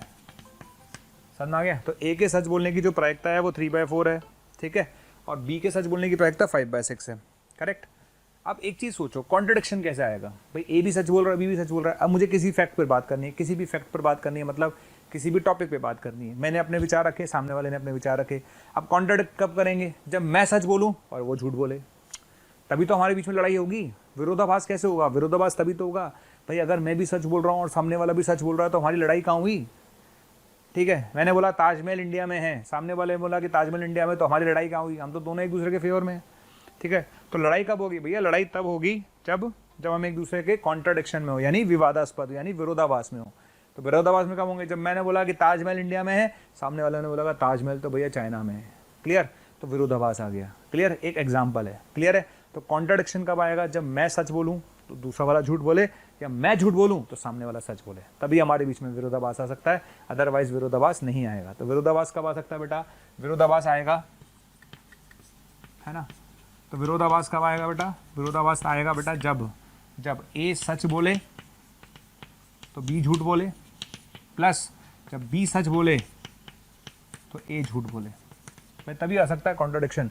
अगर दोनों ही सच बोलेंगे तो विरोधाभास किस बात का। क्लियर, तो ए सच बोले तो बी झूठ बोले, प्लस जब बी सच बोले तो ए झूठ बोले, खत्म काम। ठीक है, तो आंसर कितना आएगा बेटा, आंसर आएगा 8/24 यानी 1/3। कितना आंसर आएगा, 1/3। क्लियर, अब हम बात करते हैं कंटिन्यूअस सैंपल स्पेस की। ठीक है, हम बात करते हैं कंटिन्यूअस सैंपल स्पेस की, हम बात करते हैं कंटिन्यूअस सैंपल स्पेस की, और आप ब्रैकेट में ज़रूर लिख लें ज्योमेट्रिकल प्रॉब्लम्स। ठीक है, ज्योमेट्रिकल प्रॉब्लम्स। चलिए हम बात करते हैं कंटिन्यूअस सैंपल स्पेस की, यानी ज्योमेट्रिकल प्रॉब्लम्स की। राइट, देखिए इस तरह के क्वेश्चंस आईआईटी ने, जेईई ने पहले तो बहुत पूछे थे, अब तो खैर कम पूछे जाते हैं, पर क्वेश्चंस बहुत अच्छे होते हैं। इसमें क्या होता है कि एरिया जो होता है ना, वही फेवरेबल होता है और वही टोटल होता है, मतलब एरिया खेलना है बेसिकली आपको। तो उसको समझाने के लिए मैं एक एग्जाम्पल लेके समझाता हूँ, आपको मेरी बात समझ में आ जाएगी। लिखिए आप क्वेश्चन। ठीक, यदि एक बिंदु को क्षेत्रफल S पर यदि एक बिंदु को क्षेत्रफल S पर यादृच्छिक रूप से चुना जाए,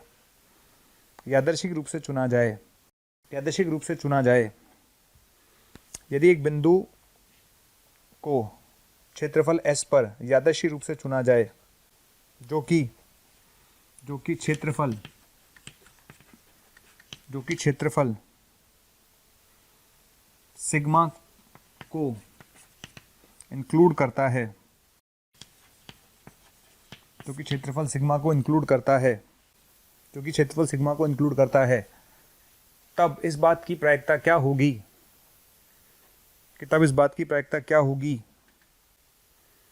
कि वह लिया गया बिंदु सिग्मा पर हो। इस बात की प्रायिकता क्या होगी कि वह लिया गया बिंदु सिग्मा पर हो, तब इस बात की प्रायिकता क्या होगी कि वह लिया गया बिंदु सिग्मा पर हो। ठीक है, तो क्वेश्चन बहुत सिंपल सा है कि भैया ये मेरा पूरा स्पेस है S, और यहाँ पर एक स्पेस है, वो है N सिग्मा। ठीक है ना, ये सिग्मा है और ये पूरा S है। समझ में आ गया। क्लियर। अब आपने एक बिंदु सेलेक्ट किया, क्या किया आपने, एक बिंदु यादृच्छिक रूप से सेलेक्ट किया। अगर आपने एक बिंदु यादृच्छिक रूप से सेलेक्ट किया तो इस बात की प्रायिकता क्या होगी कि वह बिंदु जो है सिग्मा पर है। क्वेश्चन ये है, तो सिंपल सी बात है, अपन को क्या करना है, फेवरेबल क्या है। फेवरेबल है भाई कि मेरा जो बिंदु आपने लिया है ना, फेवरेबल क्या है, फेवरेबल है कि जो मेरा बिंदु लिया है वो यहाँ पर है। बस भाई हमने इस क्षेत्रफल में, पूरा क्षेत्रफल S था, उसमें एक पार्ट है सिग्मा, उस पर है। ठीक है, हमने एक बिंदु चुना, वो बिंदु हमने क्या करा, एक बिंदु चुना, किस में से चुना, सिग्मा में से चुना। तो इस बात की प्रायिकता क्या होगी कि वह बिंदु सिग्मा पर था। तो अल्टीमेटली क्या हुआ, अल्टीमेटली हुआ टोटल क्षेत्रफल, ठीक है, और फेवरेबल क्षेत्रफल। बस सिंपल सा फंडा है। टोटल क्षेत्रफल क्या है, टोटल क्षेत्रफल तो S है, S में से एक पॉइंट चुना आपने, और फेवरेबल क्या है कि वह बिंदु सिग्मा पर था, तो सिग्मा अपॉन S। तो ये आपका आंसर होगा। सिंपल, क्या आंसर होगा, सिग्मा अपॉन S। ठीक है, सिंपल सा फंडा है, आंसर क्या होगा, सिग्मा अपॉन S। ठीक है, ऐसे ही क्वेश्चन बनते हैं। अभी तो हम बहुत सारे क्वेश्चन लेंगे, तो बहुत बेसिक क्वेश्चन था, एक दो क्वेश्चन लेंगे छोटे छोटे, फिर आपको थोड़े बड़े क्वेश्चन लेंगे, तो आपको समझ में आ जाएगा कि मैं कहना क्या चाह रहा हूँ। ठीक, नेक्स्ट क्वेश्चन लिखिए। यदि रेखा AB पर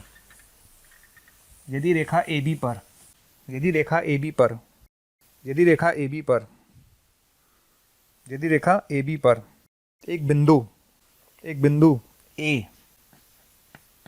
यदि रेखा AB पर एक बिंदु A, नाम मत दो बिंदु को, छोड़ो, ठीक है। यदि एक रेखा AB पर एक बिंदु यादृच्छिक रूप से चुना जाता है, यदि एक रेखा AB पर एक बिंदु A यादृच्छिक रूप से चुना जाता है, एक बिंदु यादृच्छिक रूप से चुना जाता है, तब इस बात की प्रायिकता क्या होगी? तब इस बात की प्रायिकता क्या होगी? तब इस बात की प्रायिकता क्या होगी कि वह बिंदु PQ पर स्थित है। वह बिंदु PQ पर स्थित है। वह बिंदु रेखा AB के एक पर्टिकुलर सेगमेंट PQ पर स्थित है। वह बिंदु रेखा AB के एक पर्टिकुलर सेगमेंट AB पर PQ पर स्थित है, ठीक है। तो ये आपसे क्वेश्चन पूछा गया है। सीधी सी बात है, क्या है भाई? सीधी सी बात है, आपने एक बिंदु कहाँ से सेलेक्ट किया? AB से सेलेक्ट किया। आपने बिंदु कहाँ से सेलेक्ट किया? AB सेलेक्ट किया, ये तो AB आ गया। अब इस बात की प्रायिकता क्या है कि वो बिंदु कहाँ पर लाई कर रहा है? वो यहाँ पर लाई कर रहा है, तो इनमें से कहीं भी लाई कर सकता है। तो फेवरेबल क्या है? PQ, और टोटल क्या है? AB, ठीक है। तो फेवरेबल क्या है भैया? PQ, और टोटल क्या है? AB। तो आंसर क्या आएगा? PQ upon AB। आंसर क्या आएगा? PQ अपॉन AB, ठीक है। चलिए अब नेक्स्ट क्वेश्चन पर आते हैं। नेक्स्ट क्वेश्चन से आपको चीज़ें क्लियर नजर आने लगेंगी, है ना। जब हम थर्ड क्वेश्चन जाएंगे ना, आप थर्ड क्वेश्चन से आपको चीज़ें क्लियर नजर आने लगेंगी। चलिए नेक्स्ट क्वेश्चन पर चलते हैं। आइए नेक्स्ट क्वेश्चन पर चलते हैं। नेक्स्ट क्वेश्चन क्या कहता है, लिखिए। एक वर्ग जिसकी भुजा की लंबाई 2a है। एक वर्ग जिसकी भुजा की लंबाई 2a है। एक वर्ग जिसकी भुजा की लंबाई 2a है। एक वर्ग जिसकी भुजा की लंबाई 2a है में एक वृत्त जिसकी त्रिज्या a है, में एक वृत्त जिसकी त्रिज्या a है, स्थित है। एक वर्ग जिसकी भुजा की लंबाई 2a है में एक वृत्त जिसकी त्रिज्या a है, स्थित है। यदि एक बिंदु को वर्ग के अंदर, यदि एक बिंदु को वर्ग के अंदर यादृच्छिक रूप से चुना जाए, यदि एक बिंदु को वर्ग के अंदर यादृच्छिक रूप से चुना जाए, तब इस बात की प्रायिकता क्या होगी? तब इस बात की प्रायिकता क्या होगी कि वह बिंदु, तब इस बात की प्रायिकता क्या होगी कि वह बिंदु वृत्त के बाहर तथा वर्ग के अंदर स्थित है। वह बिंदु वृत्त के बाहर तथा वर्ग के अंदर स्थित है, ठीक है। वह बिंदु वृत्त के बाहर और वर्ग के अंदर स्थित है, ठीक है। तो क्वेश्चन क्या है भाई? सिंपल सा क्वेश्चन है, आप समझो, थोड़ा क्वेश्चन को फील करो। भाई आपने मुझसे क्या बोला? एक वर्ग है, ठीक है। कौन सा वर्ग है? जिसकी भुजा कितनी है? 2a है, आपने ऐसा बोला। उसमें एक सर्किल है,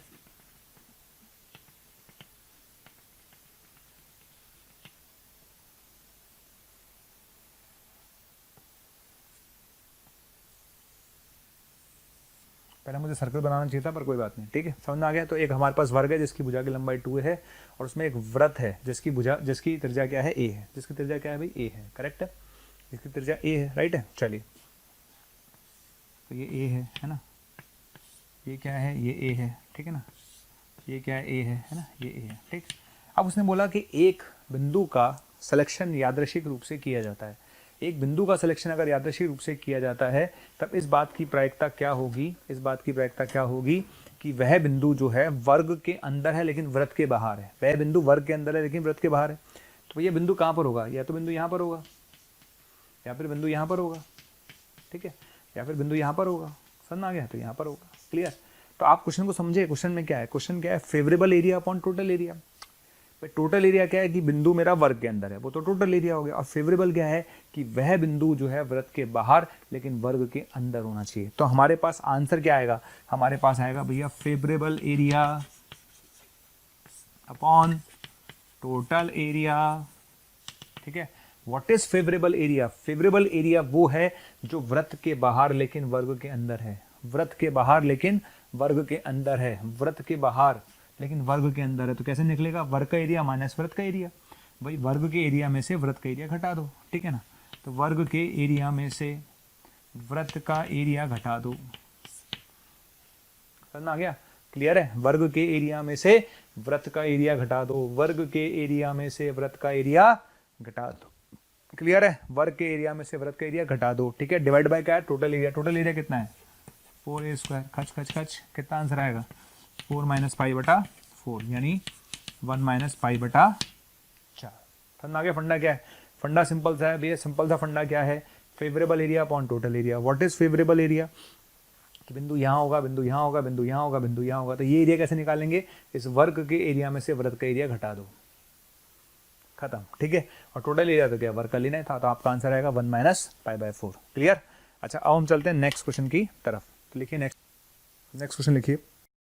यदि एक वृत्त में, यदि एक r त्रिज्या के वृत्त में, यदि एक r त्रिज्या के वृत्त में, यदि एक r त्रिज्या के वृत्त में, यदि एक r त्रिज्या के वृत्त में एक बिंदु को, यदि एक r त्रिज्या के वृत्त में एक बिंदु को यादृच्छिक रूप से चुना जाता है, यदि एक r त्रिज्या के वृत्त में एक बिंदु को यादृच्छिक रूप से चुना जाता है, यादृच्छिक रूप से चुना जाता है, यादृच्छिक रूप से चुना जाता है, तब इस बात की प्रायिकता ज्ञात करो, तब इस बात की प्रायिकता ज्ञात करो, तब इस बात की प्रायिकता ज्ञात करो, तब इस बात की प्रायिकता ज्ञात करो कि चुना गया बिंदु, चुना गया बिंदु, चुना गया बिंदु, चुना गया बिंदु वृत्त के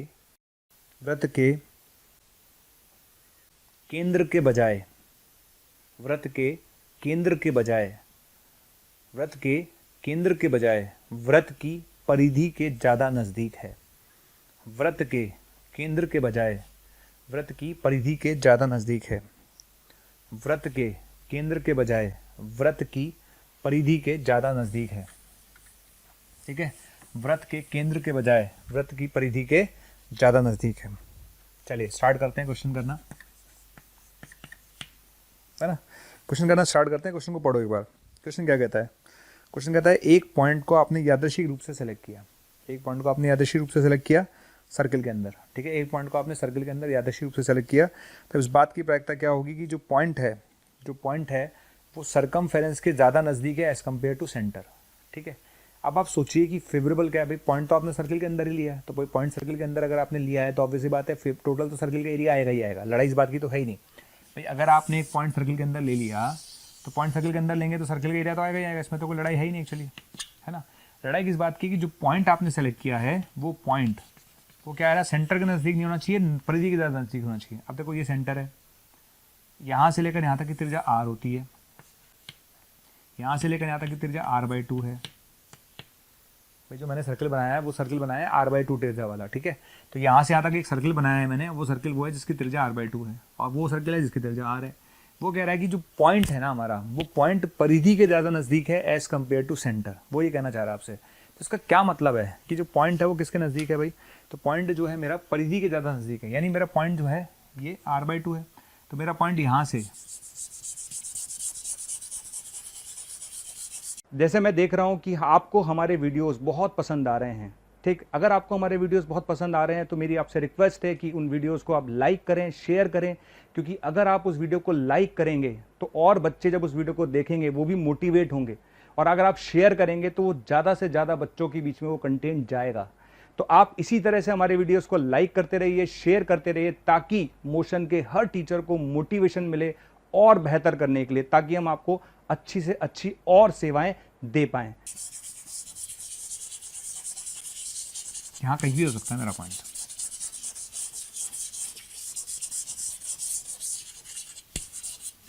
समझ आ गया? तो मेरा पॉइंट जो है भैया यहाँ से लेकर यहाँ के बीच में कहीं भी होगा। डेफिनेटली अगर मेरा पॉइंट परिधि के नज़दीक होगा तो ये जो रेडियस r/2 है उसके बाद कहीं भी हो सकता है, वो r/2 के बाद कहीं भी हो, इस एरिया में कहीं ना कहीं होगा। तो फेवरेबल एरिया क्या है भैया? ये फेवरेबल एरिया है। What is this? This is my favourable area. Clear है? क्योंकि मेरा जो पॉइंट है वो कह रहा है कि सेंटर के नज़दीक नहीं है, परिधि के ज़्यादा नज़दीक है भाई। तो सेंटर के नज़दीक नहीं है, परिधि के ज़्यादा नज़दीक है, इसका मतलब उस जो पॉइंट होगा वो r/2 के बाद होगा, r/2 के बाद यहाँ हो, कहीं भी हो सकता है वो। ठीक है, तो फेवरेबल एरिया क्या है? Favourable upon total area, favourable area upon total area. ठीक है। तो टोटल एरिया कितना है? टोटल एरिया है आपके पास pi r square. And what is favourable? भाई टोटल एरिया में से अंदर वाले का एरिया घटा दो। टोटल एरिया में से अंदर वाले का एरिया घटा दो। समझ में आ गया? टोटल एरिया में से अंदर वाले का एरिया घटा दो, ठीक है ना। अंदर वाले की त्रिज्या r/2 है तो उसका एरिया हो गया पाई आर स्क्वायर बाय 4। क्लियर? तो कितना आएगा भैया? पाई पाई पाई खत्म, आर स्क्वायर खत्म, कितना आंसर आएगा? 3/4। क्लियर? 3/4। चलिए अब हम चलते हैं नेक्स्ट क्वेश्चन की तरफ। हाँ भाई, हम चलते हैं नेक्स्ट क्वेश्चन की तरफ। नेक्स्ट क्वेश्चन लिखिए आप लोग। नेक्स्ट क्वेश्चन क्या है हमारा? यदि एक समबाहु त्रिभुज के अंदर, यदि एक समबाहु त्रिभुज जिसकी भुजा की लंबाई 3 इकाई है, यदि एक समबाहु त्रिभुज जिसकी भुजा की लंबाई 3 इकाई है, यदि एक समबाहु त्रिभुज जिसकी भुजा की लंबाई 3 इकाई है, यदि एक समबाहु त्रिभुज जिसकी भुजा की लंबाई 3 इकाई है कि अंदर एक बिंदु का चयन, कि अंदर एक बिंदु का चयन यादृच्छिक रूप से किया जाता है, कि अंदर एक बिंदु का चयन यादृच्छिक रूप से किया जाता है, यादृच्छिक रूप से किया जाता है, तब इस बात की प्रायिकता क्या होगी? तब इस बात की प्रायिकता क्या होगी? तब इस बात की प्रायिकता क्या होगी कि इस बिंदु की डिस्टेंस, इस बात की प्रायिकता क्या होगी कि इस बिंदु की दूरी, इस बात की प्रायिकता क्या होगी इस बिंदु की दूरी प्रत्येक त्रिभुज के प्रत्येक कॉर्नर से, इस बात की प्रायिकता क्या होगी कि इस बिंदु की दूरी त्रिभुज के प्रत्येक कॉर्नर से 1 इकाई से ज़्यादा है, 1 इकाई से ज़्यादा है, ठीक है, 1 इकाई से ज़्यादा है। ये क्वेश्चन आप ट्राई करिए, शानदार क्वेश्चन है। करिए आप लोग सब ट्राई। मैं आपके सामने खड़ा हूँ, मैं देख रहा हूँ भैया सारे क्वेश्चन मैं ही कराए जा रहा हूँ, तो कुछ आप भी तो ट्राई करोगे, तो ट्राई करो आप लोग।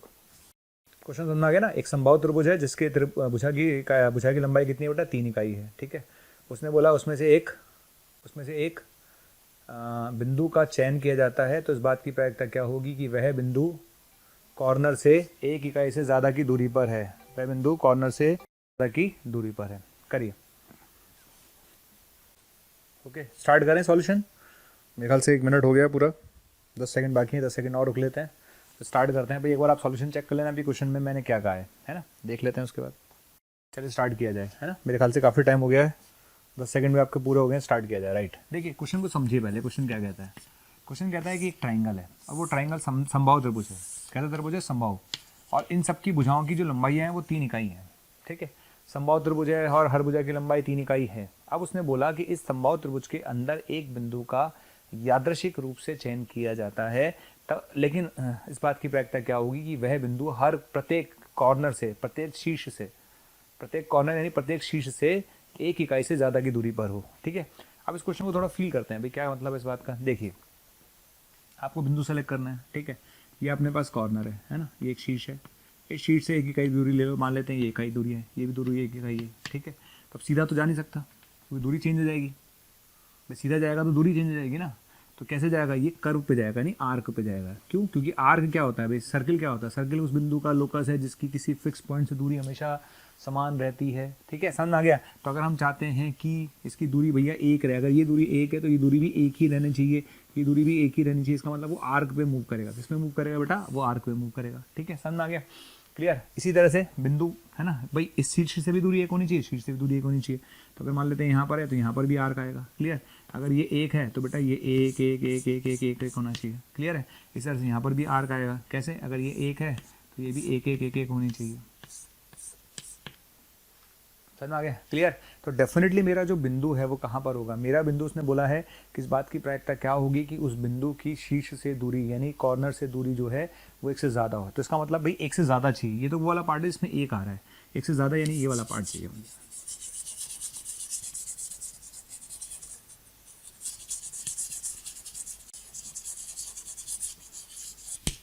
समझ में आ गया? तो ये रिक्वायर्ड पार्ट है। अच्छा, हमने जो पॉइंट लिया था वो तो हमने पॉइंट जो लिया था वो तो समबाहु त्रिभुज के अंदर ही लिया था। जब मैंने पॉइंट समबाहु त्रिभुज के अंदर लिया है तो इसका मतलब मेरा टोटल जो एरिया होगा वही मेरा टोटल केसेस होंगे। तो ये बात तो तय है कि अगर मैं इसकी बात करूँ तो टोटल जो केसेस है तो यहाँ पर क्या आएगा? टोटल एरिया आएगा। और ऊपर क्या आएगा बेटा? फेवरेबल एरिया आएगा, सीधी सी बात है, ठीक है, समझ में आ गया। तो ऊपर फेवरेबल एरिया आएगा, नीचे टोटल एरिया आएगा। अब टोटल एरिया कैसे निकालते हैं? तो टोटल एरिया आता है √3/4 भुजा का स्क्वायर, √3/4 भुजा का स्क्वायर, ठीक है, √3/4 भुजा का स्क्वायर। ये तो हो गया टोटल एरिया। अब फेवरेबल क्या है? फेवरेबल है ये वाला एरिया। तो ये एरिया कैसे निकालूंगा? तो ये एरिया निकालने के लिए इस चाप का क्षेत्रफल, इस चाप का क्षेत्रफल और इस चाप का क्षेत्रफल घटा दो। तो टोटल एरिया में से इस चाप का क्षेत्रफल घटा दो। कितने चाप है टोटल? 3 चाप है। एक चाप का क्षेत्रफल क्या होता है? हाफ r स्क्वायर थीटा, ठीक है। एक चाप का क्षेत्रफल क्या होता है? हाफ r स्क्वायर थीटा, ठीक है। कितना भैया? संभाव त्रिभुज है तो एंगल कितना होगा? π/3। संभाव त्रिभुज क्षेत्रफल कितना, एंगल कितना होगा? π/3। अच्छा, दूरी कितनी है भैया? 1। कितनी है? 1 1 1 1। त्रिज्या कितनी है? 1। क्लियर? तो टोटल संभाव त्रिभुज के क्षेत्रफल में से, टोटल संभाव त्रिभुज के क्षेत्रफल में से, टोटल संभाव त्रिभुज के क्षेत्रफल में से इस चाप और इस चाप का क्षेत्रफल हटा दो। कितने चाप है? 3 चाप। तो 3 हाफ r स्क्वायर थीटा घटा दो, ठीक है। तो 3 हाफ r स्क्वायर थीटा घटा दो। 3 से 3 कट जाएगा। π/2 डिवाइड बाय कितना आएगा? 9√3/4, 9√3/4। कितना आंसर आएगा? तो यहाँ से मेरे पास आंसर आएगा 1 - 2π/9√3। क्वेश्चन बहुत बढ़िया है, क्वेश्चन बहुत प्यारा है। क्वेश्चन समझ में आ गया आप लोगों को क्या किया मैंने? ठीक है, आपको क्या चाहिए? आपको वो बिंदु लेना है जो जिसकी प्रत्येक शीर्ष से दूरी 1 से ज़्यादा है। तो यहाँ से भी 1 से ज़्यादा होनी चाहिए, यहाँ से भी 1 से ज़्यादा होनी चाहिए और यहाँ से भी 1 से ज़्यादा होनी चाहिए। ये मेरा रिक्वायर्ड क्षेत्रफल, ये मेरा रिक्वायर्ड एरिया है। तो रिक्वायर्ड एरिया कैसे निकालेंगे? इस पूरे संभाव त्रिभुज के क्षेत्रफल में से इस चाप और इस चाप का क्षेत्रफल घटा दो। चाप का क्षेत्रफल होता है हाफ r स्क्वायर थीटा, तो 3 टाइम्स हाफ r तो 1 है, थीटा π/3 है, घटा दिया तो ये आपका आंसर आएगा। क्लियर? बढ़िया क्वेश्चन था। चलिए अब हम आगे बढ़ते हैं, इस पार्ट में चलते हैं। देखिए छोटा सा पार्ट हमारा जेईई मेन में काम आता है ना, तो वो मैं आपको बता देता हूँ। ये बहुत छोटा सा पार्ट है जो कि जेईई मेन के हिसाब से काम में आता है, ठीक है ना। तो आप देख लीजिएगा। एक तो होता है मीन, है ना, एक होता है मीन। देखिए मैंने आपको बताया था कि किसी प्रोसेस को हम n बार करते हैं। क्या बोला था मैंने? किसी प्रोसेस को अगर हम n बार करते हैं, किसी प्रोसेस को अगर हम n बार करते हैं, और p हमने बोला था प्रोबेबिलिटी ऑफ सक्सेस है ना, प्रोबेबिलिटी ऑफ सक्सेस है, ठीक है, ये हमने बोला था। और q हमने बोला था q is a probability of failure, ये बात हमने बोली थी, ठीक है। और हमने ये भी बोला था कि p + q = 1 होता है। याद करिए, हमने बात बोली थी। हमने बोला था कि अगर हम किसी प्रोसेस को n बार करते हैं और n बार करने का p is a probability of success, q is a probability of failure और p + q अगर 1 है, ये बात हम बोल चुके हैं। तो यहाँ पर 3 चीज़ें ऐसी हैं जो जेईई मेन के हिसाब से मैं बता रहा हूँ आपको। देखिए पहली चीज़ है मीन। मीन मतलब माध्य, ठीक है ना, मीन मतलब माध्य। देखिए ये आपको याद करना है। मीन की परिभाषा होती है NP, ठीक है। एक होता है आपके पास वेरिएंस, है ना। मीन का मतलब तो माध्य होता है, माध्य में तो कोई दिक्कत ही नहीं है ना। वेरिएंस एक बार आप देख लीजिएगा क्या बोलते हैं इसको, ये होता है NPQ। क्या होता है? NQ, ठीक है। एक होता है स्टैंडर्ड डेविएशन, है ना, स्टैंडर्ड डेविएशन। इसकी हिंदी आप कभी भी देख सकते हैं, आपको आराम से मिल जाएगी। स्टैंडर्ड डेविएशन जो होता है वो √ ऑफ वेरिएंस होता है, √ ऑफ वेरिएंस। समझ आ गया? ठीक है। ये 3 चीज़ें आप हमेशा रखिए। मीन का मतलब माध्य होता है, वेरिएंस और स्टैंडर्ड डेविएशन, ठीक है ना। स्टैंडर्ड डेविएशन का मतलब तो विचलन होता है, मानक विश्लेषण बोलते हैं इसको, मानक विचलन, ठीक है ना, ठीक। इस तरह से वेरिएंस 3 टर्म हमारे पास होती है, ठीक है। अब देखिए ये एक सीधी सीधी टर्म्स है जो आपको याद रखनी है। क्या याद रखना है कि भाई अगर मैंने किसी प्रोसेस को n बार किया जहाँ पर p सफलता की प्रायिकता है, q फेलर की प्रायिकता है और p + q = 1 है, माध्य जो है मीन = NP है, वेरिएंस NPQ है, स्टैंडर्ड डेविएशन का फॉर्मूला होता है √ वेरिएंस, राइट है। चलिए अब इसमें क्वेश्चन कैसे पूछेगा, लिखते हैं अपन क्वेश्चन। क्वेश्चन लिखिए। यदि यदि यदि एक द्विपद बंटन में द्विपद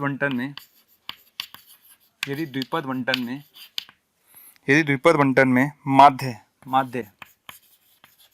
बराबर 4 और वेरिएंस बराबर 2 है, ठीक है ना। यदि एक द्विपद बंटन में माध्य बराबर 4 और वेरिएंस बराबर 2 है, तब n ज्ञात करो, ठीक है। समझ में आ गया भाई? आपने किसी प्रोसेस को n बार किया है ना, ठीक। तो माध्य 4 दे रखा है, वेरिएंस 2 दे रखा है, तो आपको बताना n क्या होगा। तो सिंपल सा क्वेश्चन है, कैसे करेंगे? देखिए माध्य आपने दे रखा है, तो माध्य कितना होता है बेटा? NP, ठीक। तो NP बराबर कितना आ गया? 4। अच्छा NPQ कितना दे रखा है? 2, ठीक है। तो डिवाइड कर दीजिए, तो Q = हाफ आ जाएगा, आ गया। अच्छा Q का मान अगर हाफ है तो P का मान भी हाफ होगा। कैसे? क्योंकि P + Q 1 होता है, P प्लस Q 1 होता है, ठीक है। तो Q हाफ आ गया, P हाफ आ गया, तो यहाँ से आप N निकाल सकते हैं। तो यहीं से निकाल लीजिए, P का मान हाफ रख दीजिए, तो N का मान कितना आ जाएगा बेटा 8। N का मान कितना आ जाएगा 8, ठीक है। तो एक नॉर्मल क्वेश्चन था, नॉर्मल प्रोसेस है, नॉर्मल क्वेश्चन है, इसमें कोई ताबड़तोड़ नहीं है। और ध्यान रखिए जेई मेन के लिए अपन ने बताया है, ठीक।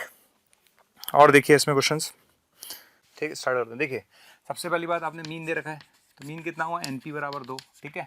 अच्छा NPQ बराबर कितना दे रखा है 1। अब आप डिवाइड करिए, डिवाइड करेंगे तो Q का मान हाफ आएगा, तो P का मान भी हाफ आएगा, आएगा ना। तो Q का मान हाफ है और P का मान हाफ है, तो बताइए N कितना आ गया। N बराबर आ गया 4, आ गया N बराबर 4। अब आपको चाहिए x greater then 1, x greater then 1 का मतलब x बराबर 2 प्लस x बराबर 3, ठीक है, और x बराबर 4। सिंपल है, ठीक है ना। तो 4, N बराबर 4 है, उसमें से 2 सक्सेस चाहिए, तो 4C2 हाफ की पावर 4, ठीक है, 4C3 हाफ की पावर 4, ठीक है, और 4C4 हाफ की पावर 4। आपको लगेगा सर ये हाफ की पावर 4 क्यों आया बेटा, इसलिए आया क्योंकि सक्सेस की प्रायिकता और फेलियर की प्रायिकता सेम है, तो इसलिए कोई फर्क नहीं पड़ा बेटा, हाफ की पावर में बढ़ जाएगा पूरा, ठीक है। तो ये आंसर आएगा, 4 में से 2 सक्सेस, 4 में से 3 सक्सेस, 4 में से 4 सक्सेस, ठीक है। नेक्स्ट क्वेश्चन, नेक्स्ट क्वेश्चन लिखिए, ठीक है। मीन अपने पास कितना है 4, ठीक है, वेरिएंस कितना है 2, ठीक। प्रोबेबिलिटी ऑफ, पहला question R greater than equals to 1, 1 या 1 से ज़्यादा सक्सेस। दूसरा क्वेश्चन है आर लेस देन 2, 2 से कम सक्सेस। और तीसरा है पी, ये लिखा हुआ है mod R minus 4 less than 4। ये 3 हमारे पास क्वेश्चन है, क्लियर। स्टार्ट करते हैं। देखिए करना क्या है भाई, मीन कितना है, मीन होता है NP, कितना है 4, NPQ कितना है 2, ठीक है। डिवाइड कर दीजिए आप, डिवाइड करेंगे तो Q कितना आएगा हाफ, P कितना आएगा हाफ, लेकिन यहाँ से N का मान 8 आएगा, आ गया। अच्छा N का मान 8 आने के बाद क्या करना है, सुन लो अच्छे से। पहला पार्ट, इसमें लिखा है R greater than equals to 1, क्या लिखा हुआ है R greater than equals to 1, यानी 1 सक्सेस एटलीस्ट, कम से कम एक सक्सेस, इसका मतलब है कम से कम एक सक्सेस। और कम से कम एक सक्सेस का तरीका होता है 1 minus no success, 1 minus no success, ठीक है। R greater than equals to 1 का मतलब है कम से कम एक सक्सेस, तो 1 माइनस नो सक्सेस, तो यानी 8 के 8 में से 0 सक्सेस मिलनी चाहिए, ये आपका आंसर है, ठीक है। हाफ क्यों आएगा, दोनों तरफ ही हाफ है। अच्छा आर लेस देन 2 का मतलब क्या है, आर लेस देन 2 का मतलब है 0 success plus R equals to 1 success, बस दो ही बात है भाई, 0 सक्सेस और 1 सक्सेस। भाई 0 सक्सेस का मतलब सक्सेस मिलेगी नहीं, और 1 सक्सेस का मतलब 1 सक्सेस मिलेगी। तो ये आएगा 8C0 हाफ की पावर 8 प्लस ये आएगा 8C1 हाफ की पावर 8, क्लियर। हाफ की पावर 8 क्यों आ रहा है आपको समझ में आना चाहिए, ठीक है। अच्छा ये वाला जो पोर्शन है, अगर मैं थर्ड वाले की बात करूं तो इसमें लिखा हुआ है ना -4 से लेकर 4 तक, तो ये आएगा 0 से लेकर 8 तक। अगर R 0 से लेकर 8 तक है, इसका मतलब ना तो R 0 है और ना R 8 है, ठीक है। तो R का मान 0 नहीं होना चाहिए और R का मान 8 नहीं होना चाहिए, तो R का मान 1 हो सकता है, 2 हो सकता है, 3 हो सकता है। यानी आप क्या करेंगे, इसमें से 1 minus probability of R equals to 0 success और probability of R equals to 8 success. तो क्या करेंगे, 0 सक्सेस का मतलब 8C0 और 8 सक्सेस का मतलब 8C8, ये आपका आंसर है, ठीक है। समझ में आ गया सबको।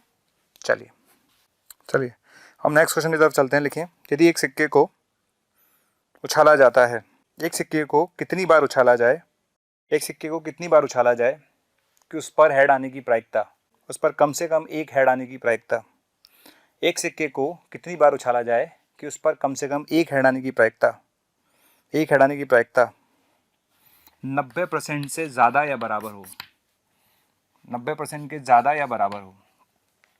यदि एक सिक्के को कितनी बार उछाला जाए कि उस पर कम से कम एक हेड आने की प्रायिकता 90% से ज़्यादा या बराबर हो, ठीक है, से बराबर हो। उसने बोला कम से कम एक हेड आने की प्रायिकता, कम से कम एक हेड आने की प्रायिकता, ठीक है। तो कम से कम एक हेड आने का मतलब होता है 1 माइनस नो हेड, यही तो होता है भाई। हम चाहते हैं कम से कम एक हेड आने की प्रायिकता, तो क्या होता है 1 माइनस कोई हेड नहीं है, यही होता है 1 माइनस कोई हेड नहीं है। और ये चीज़ क्या लिखी हुई है इसने, ये लिखी हुई है ग्रेटर देन इक्वल्स टू 90%, यानी 90/100। तो मैं यहाँ से बोल सकता हूँ कि 1 minus 9/10 greater than equals to no head, कोई हेड ही नहीं है।